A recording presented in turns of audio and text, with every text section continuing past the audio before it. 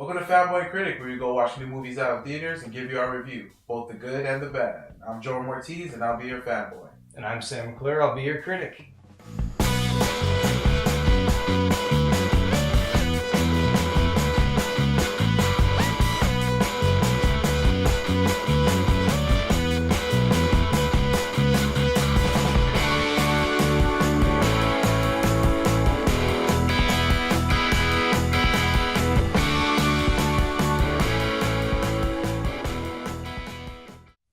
This week we went to go see Guardians of the Galaxy Volume 2, directed by James Gunn, written by James Gunn, starring Chris Pratt, Zoe Saldana, Michael Rooker, Vin Diesel, Bradley Cooper, Dave Bautista, Karen Gillan, Kurt Russell, for a very brief moment, David Hasselhoff. Jay, tell them what this is about. Well, we all know what this is about, fanboys. It's Guardians of the Galaxy Volume 2. It's the same crew, the same Guardians, saving the galaxy. So Jay, what were some of the good things that James Gunn and his team did with this movie? I think they did a really good job with the plot. It was a lot more interesting than the first one. I mean, the villain was really cool, which is... No spoilers. Which is, I can't tell you. But it is a good villain, I agree, and I think the plot was pretty decent. Yeah, and I really thought the special effects was a lot better than the last one. I really thought the first one was real amateur. You don't agree? I don't agree. Okay. What other good things? Finish off your good things and I'll go on to my shitstorm. I think they really emphasized all the characters this time. I feel like we got to really know everyone. My favorite character was Bautista's. That's your favorite character? The guy that you forgot? Yeah. You still like Drax the Destroyer. Drax, yeah. Because he's just simple and he's funny the entire time. And Groot's the best. Yeah, Groot was by far the best. As in the first one, Groot was way better than the rest of the characters. What were the things you didn't like about it? I agree with a lot of what you said. I think the plot was definitely better than the first one. I wasn't a huge fan of the first one. It was so-so, but I don't think the special effects... At some points, the special effects were really good. Like Rocket Raccoon looks really good. But then towards the end, when they fight the final boss, which also, again, that is a good point. The boss is... Marvel has a really hard time of finding like good bad guys, and this was actually a pretty decent bad guy. But there's a lot of CG done with that bad guy at the end that looked pretty bad to me. Really good CGI and really bad CGI. And you put them right next to each other, the bad CGI stands out even worse.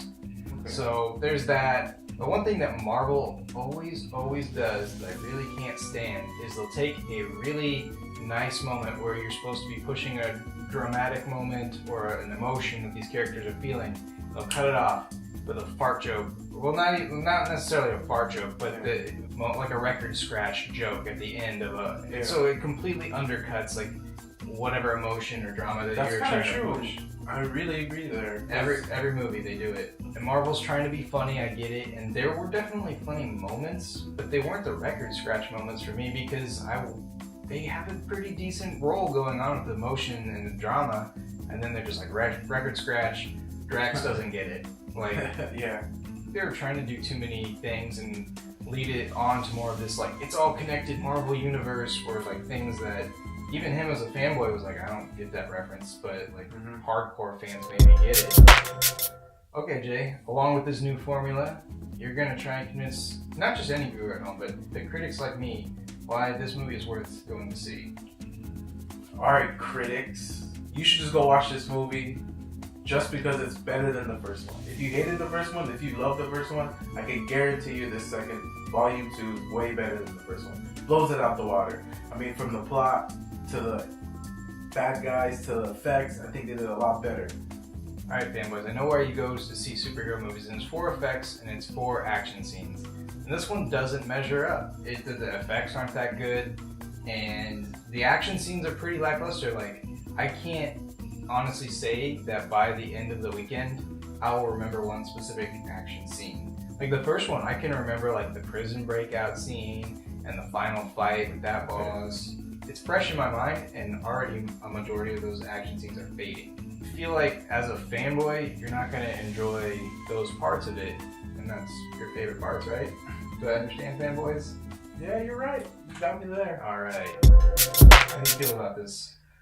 I'm gonna say I might actually go. I was amazed. I might actually go watch it again. I actually really like this movie. He's a fanboy, but he's not a Marvel, specifically a Marvel fanboy. He's more of a DC guy. So him saying he's amazed and he's gonna go see it again, opening weekend, and contributing to Marvel's like massive money pile is actually really impressive. I thought it was really good. I am going to give this a like. I wasn't really amazed, like, because the special effects, like I said, are not that great. The action scenes, I'm already fading from memory. But they did a really decent job with the story this time, and they really pushed home the bad guy. I can't tell you without it being a spoiler, but the bad guy had a pretty decent motivation compared to a majority of Marvel movies. There's still some flimsy logic in there to kind of push this person over the edge. But overall, I think it had a lot more emotional impact and dramatic impact than the other ones. So that's our ratings. You like it? Alright, fanboys and critics, make sure you like, subscribe, and comment below. Tell us what you thought about the movie and our review. Catch us next week when we go watch King Arthur, The Legend of the Sword.